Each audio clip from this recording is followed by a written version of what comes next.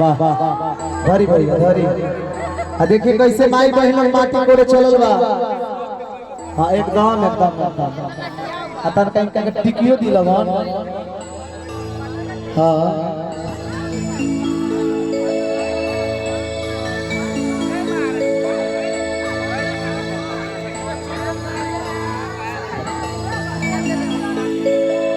माई बहन लोग जब माटी कोड़े चलेला तो माई बहन लोग देखी कैसे चमरुआ भाई के ढोलक बजाई दो।